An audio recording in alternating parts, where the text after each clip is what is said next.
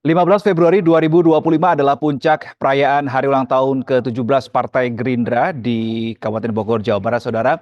Uniknya tadi tidak hanya dihadiri oleh sederet elit Partai Gerindra, namun juga ketua partai politik lainnya yang berada di Indonesia, termasuk baik itu yang Kim Plus ataupun yang di luar Kim Plus begitu ya. Bahkan tadi juga ada figur Presiden ke-7 Republik Indonesia, Joko Widodo, dan saya katakan di sini seakan Prabowo Subianto memberikan panggung dalam tanda kutip untuk Joko Widodo. Kita akan coba bahas dan diskusikan bersama dengan Direktur Eksekutif Lingkar Madani, Bang Ray Rangkuti. Bang Ray, apa kabar Bang Ray? Baik, sejauh ini alhamdulillah.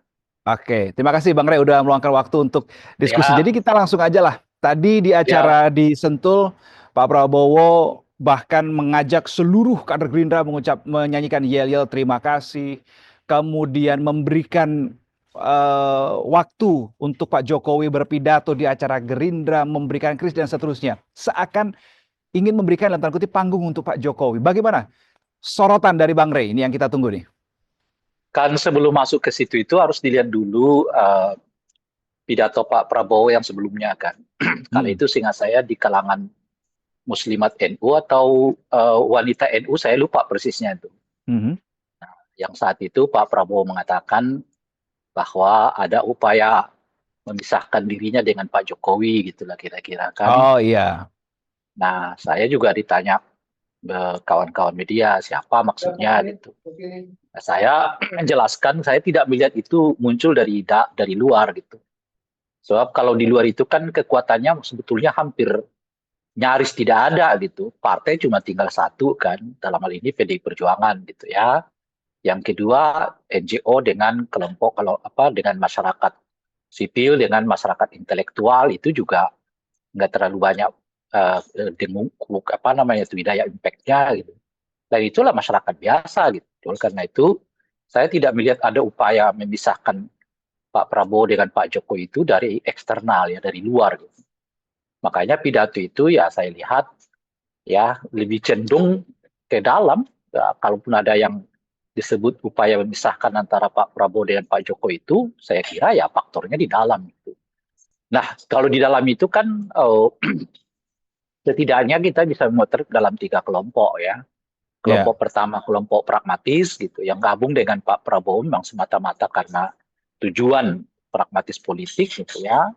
Nah, yang kedua adalah kelompok apa namanya itu ya pendukung habis Pak Prabowo gitu lah kira-kira Hmm, ya hmm, kan. hmm, hmm. Dan yang ketiga adalah kelompok dari Pak Jokowi sendiri gitu. Kan itu kelompok-kelompok yang mengelilingi lah ya Pak Prabowo dalam 100 hari ini gitu ya. Nah, dari ketiga ini kira-kira siapa yang punya potensi memisahkan itu ya? Saya itu juga nggak tahu gitu. Ya. Sebab kalau dibicara soal memisahkan itu, menurut saya ada dua tuh. Memang terpisah karena by design. Nah, kalau kita berbicara by design itu ya kita melirik tiga kelompok ini kan. Yang pro Jokowi, yang pro Prabowo, atau yang pragmatis gitu loh kira-kira. Hmm, hmm, Tapi hmm. kalau kita berbicara prosesnya natural, pemisahan itu terjadi karena natural gitu, lain lagi ceritanya gitu. Yang tiga ini nggak relevan dibicarakan. Nah, saya Oke. melihat pemisahan antara Pak Prabowo dengan Pak Jokowi itu terjadi karena by natural gitu loh, Hmm. gitu. Nah, apa yang dimaksud dengan by natural? Jalan yang harus ditempuh oleh Pak Prabowo untuk ya mengurai berbagai benang kusut yang hari-hari ini ya kita temukan gitu loh. Mau tidak mau dia harus tempuh jalan itu dan jalan itu adalah jalan yang justru sebagiannya menjadi ikoniknya Pak Jokowi gitu loh. Hmm. Misalnya apa? Kan menunda pembangunan IKN. Kan itu Ya. jalan yang mau tidak mau harus ditempuh oleh Pak Prabowo gitu. Hmm. Jangankan infrastruktur IKN, infrastruktur kemungkinan ya pendidikan, ya jalan yang sudah ada aja pun bakal bisa tertunda Oke, disebabkan jadi kalau ada efisiensi itu. upaya memisahkan itu, memisahkan diri itu, Ya, Bang Ray terlepas itu dari siapa dan mengapanya, tapi apa hmm. esensi dari panggung yang diberikan Nah, Pak Prabowo ke saya mau ke Jokowi hari sana. ini?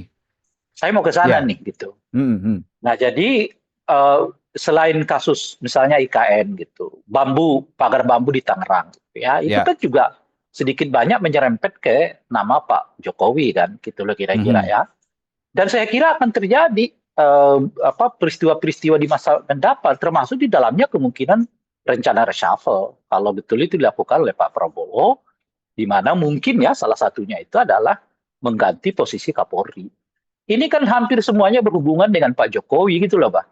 Satu proses yang mau tidak mau harus ditempuh oleh Pak Prabowo yang membuat, ini dia masuk kita ke tema itu. Boleh jadi Pak Jokowinya juga nggak happy gitu loh, Pak. Nah, karena Oke. ada kemungkinan perasaan tidak happy itulah, lalu dirayu dengan cara seperti yang tadi itu tadi, gitu loh kira-kira itu. Di mana Pak Mmm. Jokowi kemudian diberi tempat, ya. Tapi itu kan kalau Anda lihat itu formal semua tuh, gitu loh, Pak. Mhm Ya mhm kan? mhm mhm. Dikasih Iya iya. tempat panggung, dikasih bicara, ditempatkan di tempat itu formalistik semua. Tapi itu kan tidak dengan sendirinya ya Pak Prabowo menjamin akan melanjutkan IKN misalnya kan. Nah, Iya. sendirinya misalnya kasus bambu itu akan diselesaikan dan sebagainya dan sebagainya. Apa? Tidak akan nyerempet kemana-mana misalnya. Mhm mhm Nah, mhm jadi mhm. saya kira ya yang dilakukan oleh Pak Prabowo itu justru sekarang mengkopi apa yang sebelumnya ini sering dilakukan oleh Pak Jokowi, yaitu politik apa namanya tampilan depan dengan politik tampilan belakang.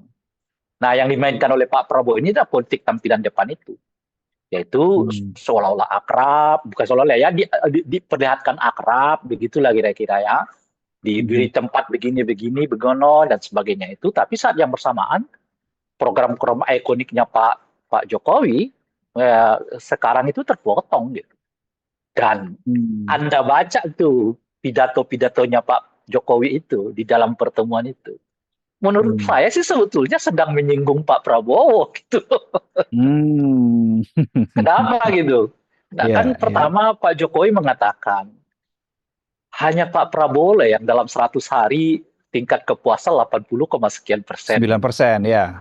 10%. Itu kan sebetulnya ya kalau Anda mau katakan puji-puji, tapi kan sebetulnya di balik itu emang siapa yang bisa melakukan itu kan kira-kira gitu loh Pak. Mmm, mhm mhm mhm Nah mhm. itu ya sama lah seperti kita juga terkejut semua kan dengan 80, sekian persen dalam hitungan satu harus hari itu kan hampir-hampir sulit dibayangkan secara Tapi kan tadi ada satu makanya gestur yang menarik juga Bang Rey, ketika Pak Jokowi memberikan hormat begitu kepada Pak Prabowo sebagai panglima tertinggi, akhirnya beliau mau ya iya untuk iya ya udahlah itu ini udah gestur menarik tampilan juga loh untuk kita. itu kalau kalau soal tampilan depan itu jangan lagi gurui Pak Jokowi gitu loh Pak itu Mmm. udah udah apa namanya itu ya guru-gurunya tampilan depan tuh ya Pak Jokowi gitu. Mmm. Ya apa cara nyapanya, cara apa hormatnya, cara jalannya. Wong pakaiannya aja sederhana. Kayak gini itu tampilan depan semua, tapi kan hasrat kekuasaannya nggak kebayang kan gitu. Mmm, mhm mhm Anaknya mhm. berkuasa, mantunya berkuasa dan sebagainya. Udah urusan tampilan depan tuh udahlah, jangan lagi ragukan kemampuan Pak Jokowi di situ gitu maksud saya. Tapi lihat pidatonya gitu saya. Mmm, mhm Pidatonya mhm. itu seperti seperti apa namanya menguji, tapi persamaan sebetulnya Pak Jokowi itu punya kesan angka 80%, 80, sekian persen kok Anda takut buat keputusan yang dramatik itu kan sebetulnya yang mau disampaikan oleh Pak Jokowi. Karena sebelumnya itu Mmm. kalimat Pak Jokowi mengatakan awal saya berkuasa tingkat kepuasan cuma 60% loh 60 kata dia sekian. ya kan. Iya. Lalu Kemudian saya buat melorot karena keputusan. menaikkan harga BBM. Iya, dalam bahasa yang lain saya buat keputusan yang tidak populer gitu, Iya. lorot gitu. Tapi saya jalan terus, ujung-ujungnya saya 80%. Itu kan artinya apa yang sih yang bisa mau baca dari itu? Anda udah 80, sekian persen, kok tiba PPN lo batalin begitu aja kan kira-kira gitu. Iya. Iya iya iya iya. Jadi Iya mungkin kan? Dalam membaca, dalam memaknainya begitu ya? lah, iya kan Mhm dalam mhm mhm. tafsiran itu harus dilihat dalam karakternya Pak Jokowi gitu maksud saya. Oke Nah, oke kan oke. karakternya Pak Jokowi itu kan selalu berbunga-bunga. Dia menyebut sesuatu untuk menyebut yang sebetulnya di belakang itu gitu loh. Jadi Mmm. puji-pujian, tapi sebetulnya mau mengatakan saya itu dulu memerintah cuma 60%, di dalam tingkat kepuasan 60% itu saya buat keputusan yang tidak populer turun 50%, tapi kan di ujungnya saya 80%. Dan Hmm. ekonomi kita ini dapat terjaga. Kira-kira begitulah yang mau disampaikan oleh Ya, Pak Prabowo. Pak Pak Jokowi. Jokowi. Anda Hmm. Anda dapat kepuasan 80,sekian% dong. Tapi kok seperti nggak berani buat keputusan yang apa namanya itu katakanlah oh, oh, apa istilahnya itu ya yang membuat gejolak begitulah mungkin ya. PPN Yang Anda tidak populer batalkan, berarti ya. yang tidak populer gitu ya. Hmm. PPN Anda batalkan, lalu gas LPG 3 kilogram baru dalam 1 hari Anda batalkan juga dan sebagainya gitu. Itu kan mau mengatakan begitu gitu loh, kira-kira itu loh Pak Hmm. Jokowinya gitu kan. Oke. Nah, satu yang itu satu. Nah, yang kedua ketika Pak Jokowi juga mengatakan, lah ini yang nggak dikritik itu Pak Prabowo loh, yang dikritik itu saya katanya. Bertubi-tubi Hmm. kritik Mas. Dan itu kan juga kan bagian yang saya kutip tadi yang sebetulnya kalimatnya pujian, tapi di belakang pujian itu sebetulnya semacam apa ya istilahnya itu ya. Pesan tersembunyi ya, hidden message-nya ya. Iya, iya, ya mau mengatakan pada tingkat tertentu gitu loh ya. Apa namanya itu? Anda harus tampil dong, berani untuk juga menyampaikan sesuatu yang memungkinkan Anda dikritik terus-menerus gitu loh kira-kira tuh. Oke, Itu oke, oke, oke. kira-kira. Jadi itu yang saya sebut ini permainan tampilan depan, permainan tampilan belakang ya. Nah kalau soal begini, Anda jangan tanya lagi lah Pak Jokowi ya. 10 tahun kita disuguhi dengan permainan yang kayak begini. Nah sekarang Pak Prabowo mencoba mengadopsi itu ataupun mengkopi itu, tapi sebetulnya ya memperlihatkan pada substansinya ya, bukan tampilan depannya, tampilan Mm-mm. belakangnya. Mereka secara natural itu yang saya sebut tadi ya terjadi apa namanya tuh hambatan politik yang lumayan kuat gitu kira-kira. Oke, Bang Rey. Oke, itu tadi soal memaknai pidato Pak Prabowo dan Pak Jokowi hari ini tanggal 15 Ya, Februari. ya, Soal lepas melepas yang tadi tadi Bang Rey juga sudah sempat singgung di awal, terjadi secara natural dan seterusnya. Saya jadi teringat begini. Kemarin Caimin bilang Pak Prabowo menawarkan yang namanya koalisi permanen. Sebelumnya ada juga Pak Jokowi isu terkait dengan ingin bikin partai super terbuka. Ada koalisi permanen, ada partai super terbuka yang ingin dibentuk oleh Pak Jokowi begitu. Meskipun sekalipun itu masih dalam proses menggagas gitu ya, masih menggodok. Tetapi sudah ada itu sudah muncul di permukaan publik. Apakah ini bisa dimaknai bentuk dari upaya lepas melepas itu tadi, Bang Rey?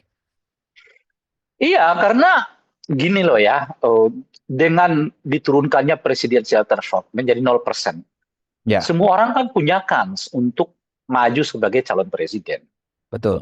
gitu loh. Jadi dalam bahasa yang lain, saingan utama Pak Prabowo itu nanti adalah Gibran gitu loh.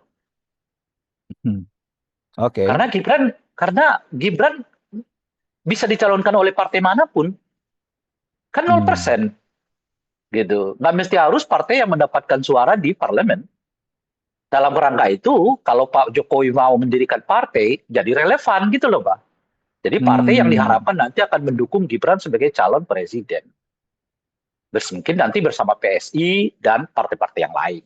Tapi begini, Itu kemarin pada kira-kira. saat Tunggu dulu, Bung. Karena ya, Anda ya, menanyakan dua hal sekaligus itu kan. ya, ya, ya, ya, Nah, ya. saya mau menjawab dulu tujuan dari rencana pendirian partai politiknya Gibran apa Pak Jokowi itu gitu. Pak Jokowi Nah, ya. itu artinya kan apa namanya itu di satu segi ya menyiapkan perahu kepada Gibran Hmm. gitu karena punya potensi dua orang ini akan berpisah gitu. Punya potensi ya, Oke. belum tentu kan gitu. Dan pada saat yang bersamaan ketika mereka membicarakan koalisi permanen gitu, itu bagi saya makin absurd dengan 0% itu. Hmm. Emang Caimin nanti akan dukung Prabowo di 2029? Hmm. Oke. Ya, ya, ya. Paham maksud Karena saya? Paham maksud saya ya? presidensial Dengan threshold udah 0%, siapapun bisa maju 0%. di situ ya. Ya, oke, oke. Caimin meninggalkan Prabowo karena nggak dukung dia sebagai wakil presiden. Hmm. Lalu tinggalin AHY sama-sama karena AHY ninggalin Anies juga karena persoalan yang sama. Caimin Hmm. pindah ke Anies karena Anies mendorong dia untuk calon wakil presiden. dalam Hmm. konteks loh ya, dalam konteks 20% syarat Presidential pendaftaran threshold. Hmm. presidensial threshold. Caimin aja begitu, apalagi 0%, nggak peduli lagi dia itu ya kan. Gue maju Hmm. sendiri kata dia ya kan. Karena semakin Emang, terbuka peluangnya ya. lah iya, emang Golkar Iya, iya, iya. mau. Sekarang ini siapapun ketua Golkar potensial akan didorong jadi calon presiden. Beda dengan Hmm. kemarin, Airlangga kesulitan nyari teman karena Ya. 20% kan. Sekarang dia maju sendiri aja. Misalnya gitu ya, mungkin Bahlil, mungkin siapa ya akan maju sendiri siapapun ketua umum Golkar dengan 0% Hmm. itu gitu. Tentu saja pihaknya apa namanya itu, pihaknya Pak Prabowo karena membaca kemungkinan ini akan melebar kemana-mana, dia mau ikat dari sekarang gitu loh. Kita Hmm. permanenkan deh.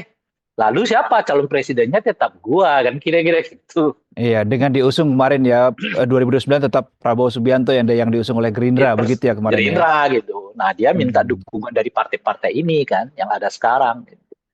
Nah, Oke. kalau masih 20%, ya mungkin Hmm. koalisi permanen itu layak dipertimbangkan. Tapi kalau sudah 0%, ya udah absurd. Semua orang kan cari jalan-jalan sendiri-sendiri. Kalah 20% pun, coba Anda bayangkan, kalah 20% persat administratif, AHY pindah, Caimin pindah, coba bayangkan tuh. Apalagi Iya, iya, iya. 0%. Tapi yang Gitu. yang unik adalah kemarin Pak Jokowi ketika mau berangkat dari rumahnya menuju Jakarta ditanya, Pak, ini Pak Prabowo diusung lagi nih jadi capres 2029 gimana? Pak Jokowi menjawab mendukung penuh gitu. Nah ini apakah lagi-lagi panggung depannya Pak Jokowi saja sebetulnya, Bang Iyalah, Rey? kalau yang begitu-gituan udahlah, jangan tanya lagi. Ah, Jangan tanya lagi Pak Jokowi, makanya bagi saya udah kurang menarik membahas yang begitu-begituan. Saya lebih tertarik dengan Pak Prabowo yang di satu segi orangnya, istilah saya itu bertipikal pesisir gitu ya. Pesisir itu hmm, tampil apa adanya, ngomong apa adanya. Yang hmm, kepikir oleh dia ya diucapkan oleh dia diucapkan. seketika. Ya, tapi setelah beliau pidato soal memisah-misahkan itu, dia kayaknya mulai memainkan cara berpolitik ala Pak Jokowi gitu loh. Itu ada Hmm, tampilan depan, ada tampilan belakang. belakang. Apakah itu akan berlaku umum? Saya belum melihat gejala itu. Ini kayaknya khusus kepada Pak Jokowi nih. Ada pola main belakang, ada pola main depan, kira-kira gitu loh. Tapi sukses Nah, bakal tunggu dulu ya. Yang hmm, menarik lagi, kenapa saya sebut pidatonya Pak Jokowi itu seperti sedang menyindir Pak Prabowo sebetulnya. Karena sebelumnya kan Pak Jokowi juga berbicara soal apa namanya itu ya, di salah satu podcast ya, berbicara mhm, soal eh, apa namanya itu ya, efisiensi itu gitu ya. Berbicara hmm, juga soal yang beliau mengatakan hati-hatilah dengan efisiensi ini gitu ya. Nah, di pidatonya juga beliau mengatakan jangan khawatirlah soal apa namanya itu hutang kita itu belum sampai ke apa namanya persentasi yang sangat mengkhawatirkan terhadap PDB. Kan kira-kira gitu loh, Pak. Di satu mhm, segi mhm. kan Pak Prabowo kelihatan agak enggan menambah hutang negara kan untuk Ya, ya. menutupi berbagai kebutuhan macam-macam itu. Jadi kalau kita lihat backgroundnya, banyak pernyataan Pak Jokowi akhir-akhir ini justru yang seperti mengingatkan kepada Pak Prabowo untuk tidak ragu-ragu mengambil langkah yang katakanlah punya potensi menimbulkan kontroversi di tengah masyarakat. Itu. Nah, salah Hmm. satunya itu tadi, ya, misalnya soal popularitas gitu ya, lalu soal tingkat kepuasan, lalu soal efisiensi beliau juga berbicara, lalu soal terakhir itu adalah utang dan sebagainya itu gitu. Oke. Tetapi nanti pada akhirnya ketika soal saya masih tertarik soal lepas melepaskan ini yang terjadi secara natural Hmm, tadi prediksi Bang Rey. ya, Akankah itu akan terjadi di dalam waktu yang dekat atau nanti masih agak mepet-mepet 2029 Bang Rey? Perkiraan. gini loh Pak. Eh, kan tingkat kepuasan 80, sekian persen itu Hmm, kan sebetulnya kan kelihatan semu ya, gitu. hmm, Jadi semu yang saya maksudkan itu kan hanya 4 hari setelah 80, sekian itu dirilis, muncul kebijakan soal gas melon yang dibeli di pangkalan. Semua orang teriak tuh. Hmm. Gitu loh kira-kira tuh. Jadi menurut saya kepuasan yang semu gitu. Nah, kalau itu yang dibangun terus-menerus oleh Pak Prabowo, ya nggak lama itu menurut saya gitu. Mungkin Hmm. ke depannya akan kelihatan nih retak-retaknya gitu loh. Oke. Apalagi sekarang kan, ya, ya dengan efisiensi yang dilakukan oleh Pak Prabowo ini gitu ya. Jangankan eh, lembaga dan kementerian, masyarakat juga udah mulai menjerit. Misalnya Hmm. sudah mulai ada yang mengatakan makan gratis lebih utama daripada pendidikannya, misalnya kan begitu. Ya, ya, ya. Karena ada Dan juga gerakan sebagainya. penolakan di Papua, penolakan makan bergizi gratis, memilih pendidikan yang Ah, berkualitas. Di bukan Papua ada hanya di juga tuh muncul. bukan hanya di Papua ya, Hmm, hmm. di kalangan mahasiswa juga. Saya mendapat undangan untuk jadi narasumber mendiskusikan pemotongan-pemotongan fasilitas bagi mahasiswa setelah efisiensi ini gitu loh. Oke, Bang Rey, menarik. Ketika Anda tadi memprediksi kalau seperti ini narasi yang dimainkan, kemudian tidak lama lagi lah retakan-retakan itu mulai terlihat. Yang perlu diingat adalah Gibran sekarang posisinya sebagai wakil presiden, wakilnya Pak Prabowo. Apa yang perlu diwaspadai oleh Pak Prabowo? Kalau saya lihat setelah launching gerakan makan bergizi gratis itu, relatif Hmm, panggungnya Gibran itu sedikit dipersempit gitu. hmm, Saya kan udah menyebutkan tadi di awal, setelah 0% ini, Gibran itu punya potensi menjadi saingannya Pak Prabowo gitu. hmm, Nah, setelah itu saya lihat panggungnya Gibran mulai agak dipersempit gitu ya, sehingga sekarang lebih banyak ke sekolah-sekolah SD, TK gitu ya, SMP gitu ya. hmm, Tapi nggak lagi satu pekerjaan-pekerjaan yang memperlihatkan aktivitas yang benar-benar memperlihatkan satu aktivitas politik strategis gitu. Nah, dalam bahasa yang hmm. lain, dia dijauhkan dengan MBG karena ikoniknya ini kan nanti MBG gitu. Ya, ya, Jadi ya. MBG ini mau di apa Branding. full full brandingnya itu mau ke Pak Prabowo gitu, Hmm, ya kan? hmm, hmm, hmm, Termasuk hmm. di dalamnya sekarang kita nggak mendengar soal lapor Wapres itu juga kan senyap. Ya, betul. Nah, itu dia. Jadi Anda tahu maksud saya ya. Jadi peran Pak Prabowo kelihatan mulai perannya Gibran mulai dieliminir gitu. Nah, itulah yang Ya. saya sebut tadi. Tampilan depan, tampilan belakang itu. Menarik. Jadi sebenarnya lebih Iya. menarik untuk membicarakan yang panggung belakangnya ya, Bang Rey, daripada panggung depannya Iya, ya. ya, kan itu ya. Jelas panggung, panggung depan belakang itu yang real gitu loh, Bang. Oh, Yang terjadi sebetulnya panggung belakang itu. panggung Panggung belakang. depan ini, Oke. ya panggung depan ini hanya sandiwara. Oke. Jadi ke depan prediksi Bang Rey, ini terakhir prediksi Bang Rey, dinamika politik kita ke depan akan seperti apa? Di internal kabinet, kemudian soal reshuffle, kemudian internal antara Pak Prabowo dengan Gibran sendiri, prediksinya seperti apa, Bang Rey? Eh, ini makin berat nih bagi Pak Prabowo. Hmm, Banyak kendala yang harus beliau hadapi. Tapi saat yang bersamaan, beliau tidak memiliki keberanian memang, seperti yang disinggung oleh Pak Jokowi, untuk kadang-kadang tidak populer gitu. hmm, Nah, saya kan misalnya mengusulkan, udahlah kembali ke format awal kabinet itu. Pangkas tuh jumlah kabinet, cukup 3-4 gitu. Saya hmm, udah juga mengatakan beberapa kali, menteri seperti Bahlil, ya itu di reshuffle aja.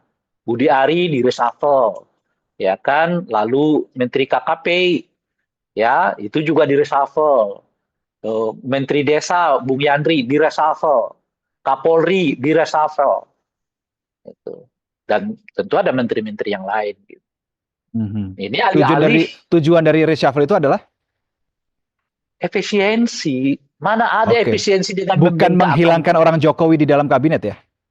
Bagian dari itu menurut saya. Hmm. Salah satunya itu. Tapi kan itu bukan semata-mata itu. Karena ada faktor Yandri di dalam. Ya, Dalam ya, itu ya, kan ya. nanti orang PAN. Jadi ada Ya. pertimbangan yang lebih, menurut saya bobotnya lebih karena profesionalisme. Ya Hmm. kan, kalau Kinerja menteri berarti ya ya bobotnya lebih ke sana ya. Anda Oke. gimana menjelaskannya kalau benar apa yang disebut kalau Dasko bahwa putusan untuk menarik ya penjualan apa namanya Gas gas melon. 3 kilogram itu ya, gas melon itu adalah kebijakannya Bung Bahlil, Menteri SDM. Itu kan artinya melampaui presiden tanpa koordinasi. Lo Hmm. kok masih dipertahankan? Kan aneh gitu. Ya, ya, ya. Oke. Gitu. Berarti akan berat ke depan perjalanan Begitu. politik Ya, dari Pak jadi Prabowo ya.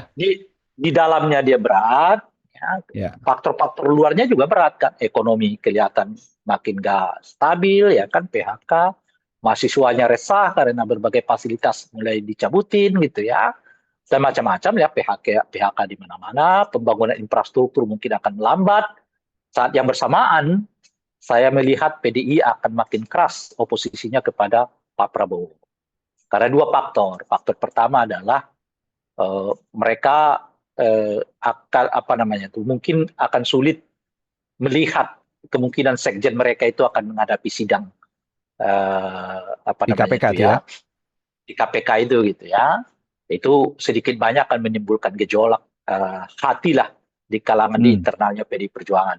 Hmm. Nah, yang Hmm. kedua, tampilan-tampilan depan antara Jokowi dengan Pak Prabowo ini itu makin membuat PDI menurut saya terhalang untuk berkomunikasi dengan Pak Prabowo gitu. Jadi sementara elemen civil society-nya ya kan kaum cendekianya itu juga makin resah karena Pak Prabowo yang sudah terlalu banyak ya memasukkan elemen militerisme di dalam pemerintahannya gitu, termasuk di dalamnya tidak juga melakukan reformasi institusi polisi gitu.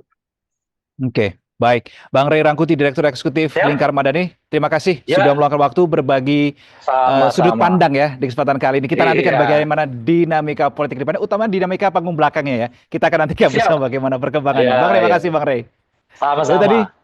saudara, terkait dengan di balik panggung mewah yang diberikan oleh Prabowo Subianto kepada Joko Widodo di hari ini 15 Februari 2025, ternyata ada analisis yang cukup menarik tadi disampaikan oleh Bang Ray Rangkuti. Mungkin Anda yang sedang menyaksikan hal ini juga punya pemikiran yang lain. Saya tunggu di kolom komentar. Salam SCTV.